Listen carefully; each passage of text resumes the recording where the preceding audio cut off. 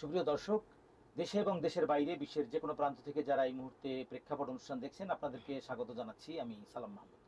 প্রিয় দর্শক, আজকে আমাদের স্টুডিওতে কথা বলার জন্য উপস্থিত রয়েছেন আমাদের স্টুডিওতে আমাদের দেশের বরেণ্য আলেমে দ্বীন সারসিনা দরবার শরীফের সম্মানিত পীরে কামেল পীর সাহেব আল্লাহ শাহ মোহাম্মদ আরিফ বিল্লাহ সিদ্দিকী। তিনি আমার পাশেই রয়েছেন এবং তার পাশে রয়েছেন আমাদের সম্মানিত অতিথি, বাংলাদেশ জাতীয়তাবাদী ওলামা দলের সম্মানিত নেতা মাওলানা আবুল কালাম আজাদ।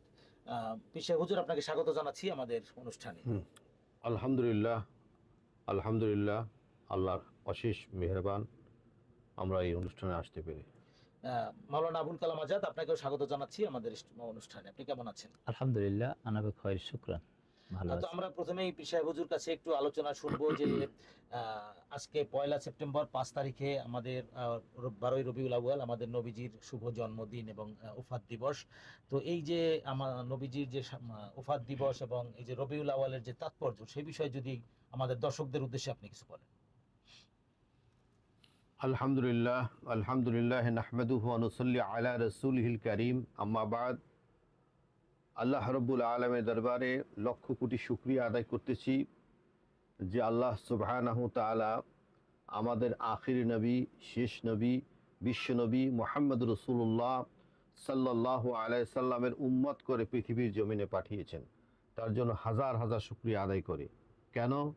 কেননা বিশ্বনবী মুহাম্মদ রাসূলুল্লাহ সাল্লাল্লাহু আলাইহি সাল্লামের আল্লাহ এমন মর্যাদা দিয়েছেন, এত সম্মান দিয়েছেন, যার কারণে অন্যান্য নবীদের একটা আমলই জয়েন্ট হতো, আর আমার বিশ্বনবী মুহাম্মদ রাসূলুল্লাহ সাল্লাল্লাহু আলাইহি সাল্লামের উম্মতের একটা আমলকে আল্লাহ বাড়াতে বাড়াতে হাদিস শরীফে এসেছে 7,000 গুণ বাড়িয়ে দেয়।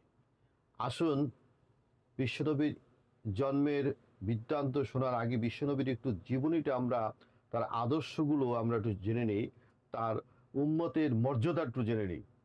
একবার নূহ আলাইহিস সালামের জামানায় একজন বুড়িমা রাস্তার পাশে বসে কাঁদতেছেন, মানে তার দরজার সামনে বসে কাঁদতেছেন। রাস্তা দিয়ে হেঁটে যাচ্ছেন নূহ আলাইহিস সালাম। জিজ্ঞেস করেন, বুড়িমা তোমার কি হয়েছে, তুমি কাঁদো কেন?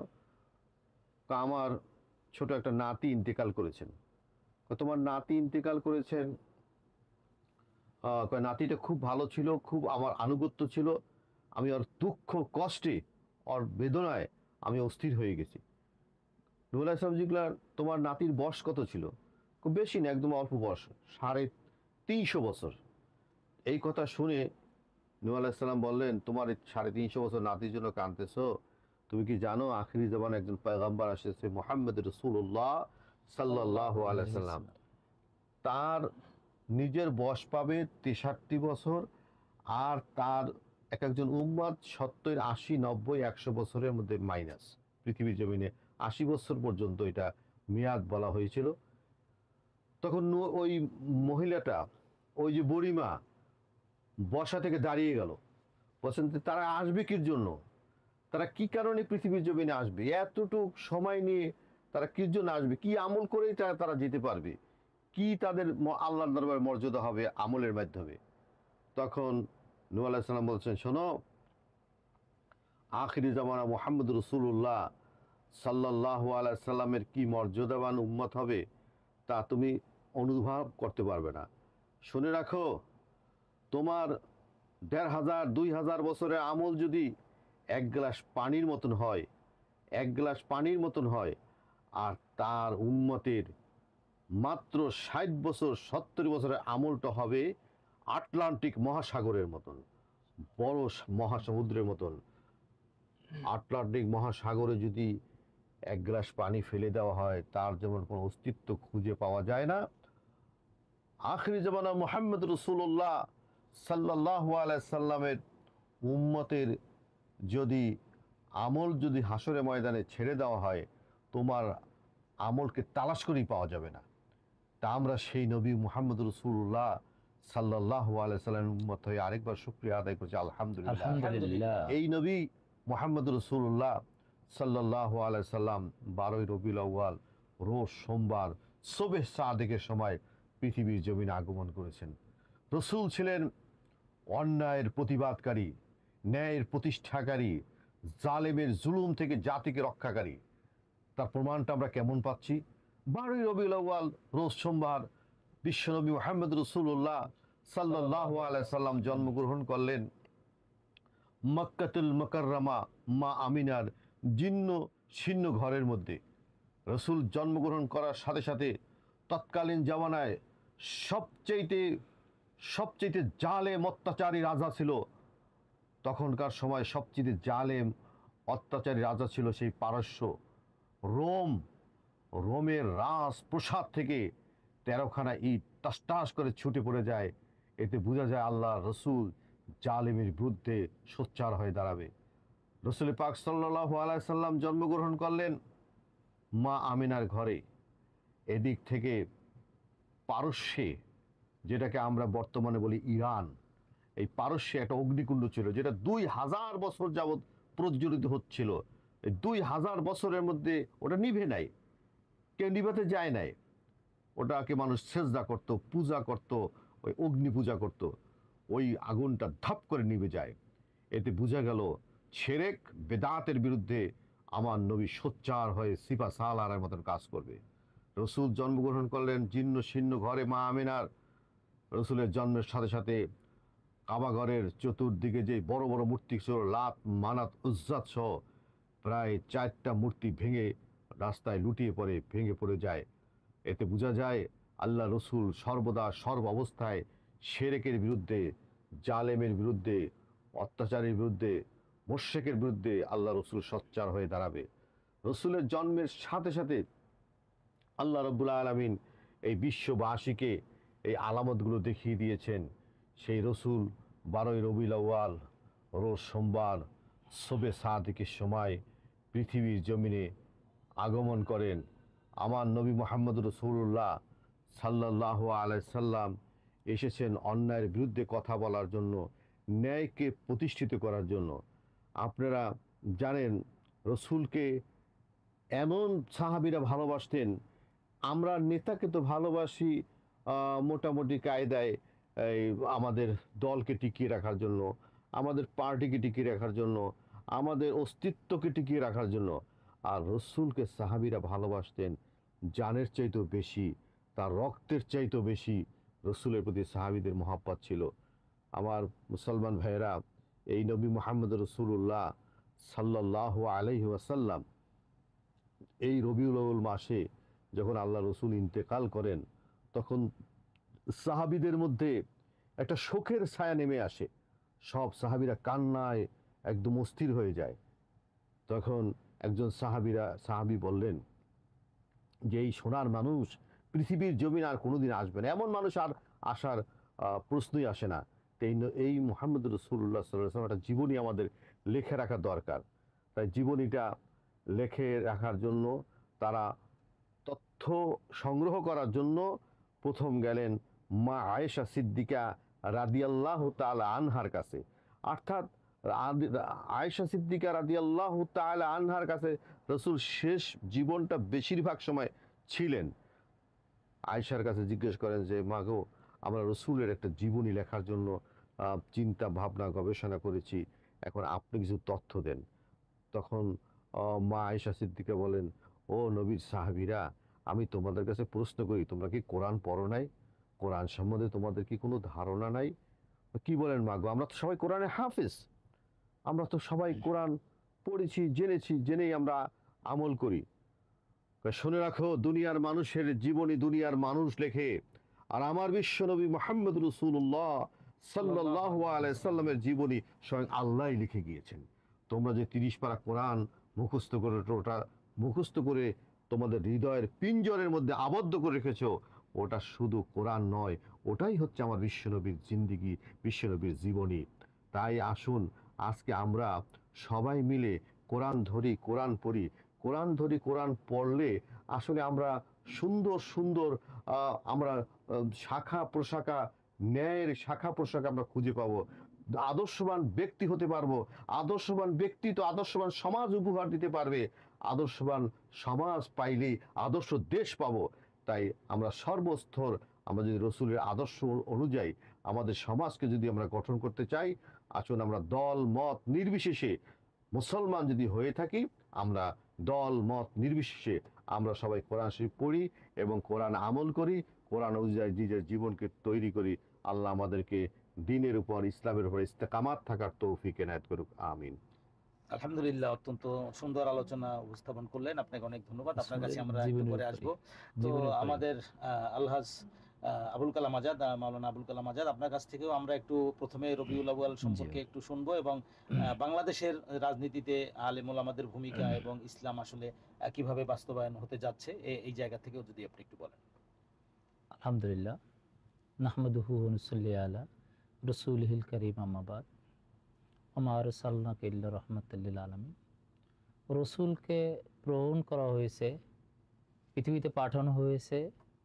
আল্লাহর নবী দুনিয়াতে আসছেন, আসমান জমিন লৌহ কলম পৃথিবী কিছুই সৃষ্টি হতো না, জনাবে রসুল পাক সাল্লাল্লাহু আলাইহি ওয়াসাল্লাম আসলে রসুল সাল্লামের কারণে আরশে আজিমকে রসুলের নূর দ্বারা তৈরি করা হয়েছে। আরশে আজিম যখন তৈরি করা হয়েছে, দুনিয়ার বিল্ডিং করার জন্য পিলার তৈরি করা হয়। আরশে আজিম তৈরি করার জন্য 70,000 পিলার তৈরি করা হয়েছে।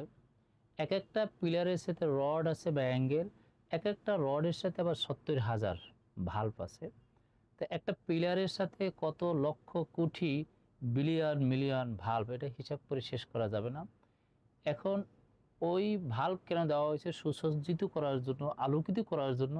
এখন ওই ভাল্বটা কত বড়, তামাম পৃথিবীটা যদি ওই ভাল্বের ভিতরে ফালানো হয়, তাহলে মনে হবে যে সাগরের ভিতরে একটা আংটি ফালানো হয়েছে। তা আমার রসুল কত বড়, কত বড় শান এবং মান! আরশে আজিম রসুলের নূর দ্বারা তৈরি করা হয়েছে। সবচেয়ে বড় কথা হলো, রসুল সাল্লাল্লাহু আলাইহি ওয়াসাল্লাম, আমি যখন মদিনাতে গিয়েছি মক্কা এবং হজের জন্য, এয়ারপোর্ট থেকে যখন হাজি ভাইরা ওঠে, হৃদয়ে কাঁদে যে একবার হলো সোনার মক্কা, সোনার মদিনা দেখার জন্য।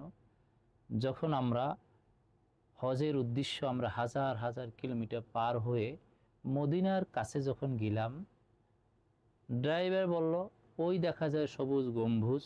এমন কোনো হাজি বাইরে নাই যে ওই রওজার দিক তাকায় নাই। তাড়াহুড়ো করে আমরা রসুলের রওজা, নূর নবীজি মুহাম্মদ সাল্লামের রওজাকে একটু জিয়ারত করার জন্য গেলাম। যখন মসজিদের নববীর সামনে দাঁড়াইলাম, দেখি একটা পাহাড় কাঁপতেছে। তো ওখানে আশপাশে জিজ্ঞাসা করলাম, ওই পাহাড়টা কি? ওই পাহাড়টা হলো উহুদ পাহাড়, যেখানে রসুলের দান ভেঙেছে, রক্তাক্ত হয়েছে। যাই হোক, মনের আবেগ, ধীরে ধীরে ধীরে ধীরে আমরা ভিতরে গিয়ে রসুলের রওজার কিনারে যখন দাঁড়াইলাম, পৃথিবীর এমন কোনো লোক নাই চোখের পানি ধরে রাখে। মনে হয় আমি জান্নাতের ভিতরে প্রবেশ করলাম। জেন্দা নবী শুয়ে আছে, তারপরে আবু বকর, ওমর। আমার রসুল যে কত বড়, এই রসুলের একটা আদর্শ, তার গোটা জিন্দিগি, শুরু থেকে শিশু থেকে শেষ পর্যন্ত গোটা জীবন, গোটা জিন্দিগি একটা সমাজ ব্যবস্থা, ইসলামিক সমাজ ব্যবস্থা। রসুল সাল্লাম বলছেন, অর্থ, স্বার্থ, চরিত্র, 3 চিজ বশীভূত হলেই তার জীবনটা লয়। যে অর্থের মায়া যত ছেড়ে দিবে, তার কাছে অর্থ পিছে যাবে। স্বার্থ যে যত ত্যাগ করবে, স্বার্থ তার কাছে চলে আসবে। চরিত্র ভালো হতে হবে। আমরা কিন্তু 3টা জায়গায় গিয়ে আমরা ফেল খাই। যেমন আজকে সবচেয়ে আনন্দিত হয়েছে আমার এই কালের সমাজ, যে এমন একজন লোককে আমরা পেয়েছি, বাংলাদেশ না সারা বিশ্বের মধ্যে আলেমকুরের শিরোমণি, আমাদের মাথার তাজ, যেই সারসিনা দরবার নেসারউদ্দিন রহমতুল্লাহ আলারই সরাসরি আওলাদ বিশ্বাস হুজুর পেয়েছি।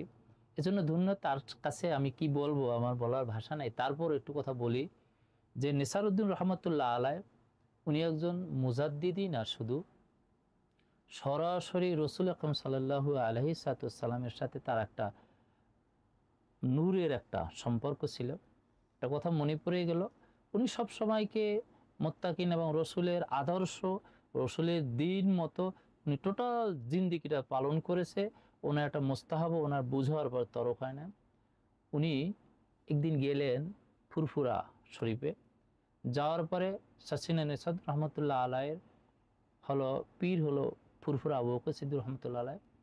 তাই উনি যখন ঢুকতেছিল, যেতেছিল, দূর থেকে হুজুরে তাকে আগাই আনার জন্য গেলেন। কেন? বলছে যে হুজুর আপনি কেন মুরিদকে আগাই আনেন? বলে বাবা আমি তো মুরিদকে আগাই আনি নাই, রসুল আকরাম সাল্লাল্লাহু আলাইহি সাল্লামকে দেখতে পাচ্ছি, নিসারুদ্দিনের সাথে সে নূরের ঝলকটা আছে। কারণ হলো একটা, যে রসুলের আদর্শ, রসুলের জিন্দিগি মেনে চলছে, বিধেয় হয়েছে। এখন যারা রসুলের টোটাল কোরআনই হলো সংবিধান, কোরআনই হলো গঠনতন্ত্র, কোরআনই হলো সমাজ ব্যবস্থা, এটা এখন বর্তমানে আমরা না মানার কারণে সারা বাংলাদেশ না পৃথিবীতে মার খাচ্ছে। চেচনিয়া, বসনিয়া, হার্জেগোভিনা থেকে বিশেষ করে ভারতে সারা বিশ্বের মুসলমান মার খাচ্ছে। কারণ একটাই, আমাদের অর্থের লোভে পড়ে, স্বার্থের কারণে আমরা বিচ্ছিন্ন হয়ে গেছি।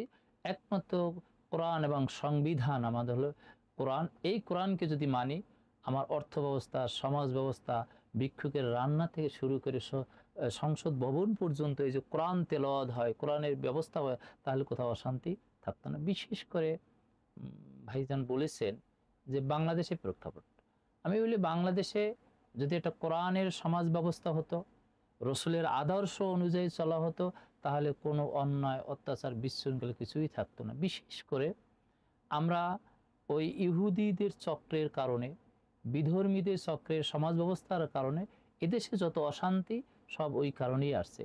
বিশেষ করে মানি নক বাধা, জানি নক ভয়, হৃদয়ে নাই কোনো দ্বিধা ধ্বংসয়, মহাসত্যে গাহে যে গান, বিরাট মুলুক করিসে বিজয়, মাত্র শতে ঘোষাত। আমাদের যুদ্ধ বেশি লাগবে না। নামাজ যেমন ফরজ, রোজাও ফরজ, জাকাতও ফরজ, কিন্তু জেহাদও কিন্তু ফরজ, একই ফরজ। আমরা নামাজ পড়ি, রোজা রাখি, সব করি, কিন্তু একটা ফরজ পালন করলাম না। জেহাদ হলো, কোরআনে আসছে অন্যায়ের বিরুদ্ধে প্রতিবাদ করা। অন্যায়কে পেশা, যদি অন্যায়ের বিরুদ্ধে প্রতিবাদ থাকতো, আজকে দেখেন এই সমাজ ব্যবস্থার কারণে, আজকে রসুলের আদর্শ না মানার কারণে ঘরে ঘরে অশান্তি। যদি নামাজি হয়, মোত্তাকিন হয়, তাইলে আমাদের বিদ্বেষ, ফেসনাদ কিছুই থাকো না। বিশেষ করে অর্থের লোভে পড়ে মানুষগুলো আজকে বিভ্রান্তি হয়ে যাচ্ছে, ঘরে ঘরে অশান্তি হচ্ছে। এটা যদি আল্লাহ নবী রসুল আকরাম সাল্লাল্লাহু সাল্লামের জিন্দিগি, কোরআনের জিন্দিগি পালন করে, তাহলে এই অশান্তি থাকতো না। ধন্যবাদ, শুক্রিয়া, অনেক সুন্দর আলোচনা করলেন। আমরা এবারে একটু পীর সাহেব হুজুর কাছ থেকে শুনবো যে আমাদের মহানবী হযরত মুহাম্মদ সাল্লাল্লাহু আলাইহি সাল্লাম, তার যে রাষ্ট্র দর্শন এবং তার যে রাষ্ট্রনীতি, সেটা আসলে আমরা পৃথিবীর মুসলমানরা কতটুকু কাজে লাগাতে পারছি বা কতটুকু আমল করতে পারছি, বা বাংলাদেশের আলোকে মহানবীর যে রাষ্ট্র দর্শন সেটি আসলে আমরা কিভাবে সেখান থেকে শিক্ষা নিতে পারি, বা সে কিভাবে আমরা আমাদের দেশের জন্য সেটিকে কাজে লাগাতে পারি। আসসালামু আলাইকুম ওয়া রাহমাতুল্লাহি ওয়া বারাকাতু।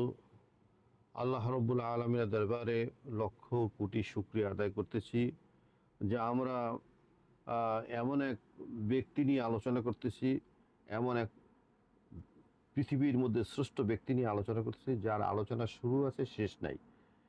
কেননা আল্লাহ রাব্বুল আলামিন যার প্রশংসা নিজে করেছেন, ইন্নাকা লা আলা খুলুকিন আযীম, হে নবী আপনি হচ্ছেন সর্বোচ্চ সম্মানের অধিকারী। এর চাইতে আর উচ্চতা নাই। তা আল্লাহর কাছে সর্বোচ্চ বলতে কি বুঝায়, এটার উচ্চতা আমরা মাপকাঠি আমাদের কাছে নাই, বা আমরা মাপকাঠি দিতেও পারবো না। তো আল্লাহর নবী মুহাম্মদ রাসূলুল্লাহ সাল্লাল্লাহু আলাইহি সাল্লাম তার নিজের কোনো মত দিয়া, নিজের কোনো খেয়াল খুশি অনুযায়ী তিনি রাষ্ট্র পরিচালনা করে নাই। কেননা আল্লাহ রাব্বুল আলামিন নিজে বলেছেন, মা ইয়ানতিকু আনিল হাওয়া ইন হুয়া ইল্লা ওয়াহয়ু ইউহা। আমি তোমাদেরকে জানিয়ে দিচ্ছি, তোমাদের কাছে যে পয়গম্বর গিয়েছেন মুহাম্মদ রাসূলুল্লাহ সাল্লাল্লাহু আলাইহি সাল্লাম, তিনি নিজের কোনো মত দিয়া, নিজের কোনো চিন্তা দিয়া তোমাদেরকে পরিচালনা করে না। মা ইয়ানতিকু আনিল হাওয়া, তার ব্যক্তিগত কোনো মতের মাধ্যমে তিনি নিজেও চলে না, সমাজকে চলে না। ইন হুয়া ইল্লা ওয়াহয়ু ইউহা, আল্লাহর পক্ষ থেকে যে ওহীগুলো তার কাছে আসে, যে নির্দেশগুলো আসে, সে জাতিকে সুন্দরভাবে বুঝাবার জন্য, জাতিকে জান্নাতের দিকে নিয়ে যাওয়ার জন্য তিনি সেইগুলো প্রকাশ করেন। তা আমরা এতে বুঝতে পারলাম যে রসুল পাক সাল্লাল্লাহু আলাইহি সাল্লামের আদর্শ, এটা আল্লাহ রাব্বুল আলামিনের দেওয়া আদর্শ। আল্লাহ রাব্বুল আলামিন কোরআনুল কারীমে আরেক জায়গায় বলতেছেন, লাকাদ কানা লাকুম ফি রাসূলিল্লাহি উসওয়াতুন হাসানা, তোমাদের জন্য রসুলের চরিত্রগুলো রয়েছে উত্তম চরিত্র, উত্তম আদর্শ। মানে এর চাইতে উত্তম আদর্শ আর কিছু না। রসুল যেমনি হাঁটছে, আমাদের সেই হাঁটাটা হচ্ছে সবচেয়ে উত্তম হাঁটা, উত্তম আদর্শ। রসুল কেমনে কথা বলেছেন, কিভাবে রসুল ভাত খেয়েছেন বা আহার করেছেন, কিভাবে রসুল পানি খেয়েছেন, আসলে এই সুন্নতগুলো আমরা টোটাল ভুলে গিয়েছি।